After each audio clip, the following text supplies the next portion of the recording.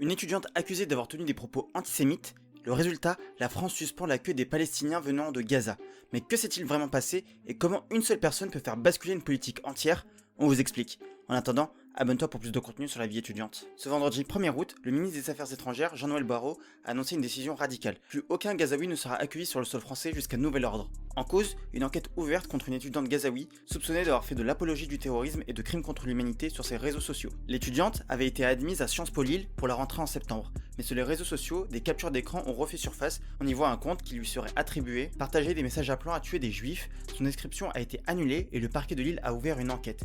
Et la décision politique ne s'est pas fait attendre. Jean-Noël Barrot a été catégorique. Aucune évacuation ne se tiendra tant que nous n'avons pas tiré les conséquences de cette affaire.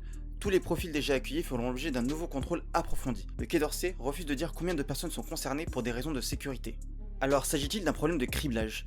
L'étudiante aurait été accueillie sur recommandation du Consulat de France à Jérusalem, mais les vérifications n'ont pas permis d'anticiper ces publications controversées. Le ministre de l'Enseignement supérieur, Philippe Baptiste, reconnaît une faille dans le criblage. Il promet une réforme à la rentrée pour renforcer la sélection des étudiants internationaux. Pour le gouvernement, c'est clair. Il déclare qu'elle n'a pas sa place en France et qu'elle doit quitter le territoire. Ce n'est pas à Sciences Po Lille qu'on doit retrouver des personnes qui font l'apologie du terrorisme, dénoncent certains du gouvernement.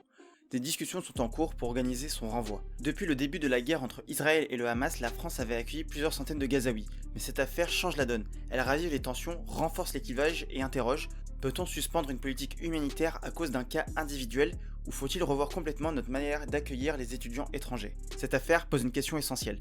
Est-ce que cette suspension est une mesure de sécurité légitime ou une réaction politique excessive? Et vous, qu'en pensez-vous? Dites-le nous en commentaire et abonnez-vous pour plus d'actu étudiante.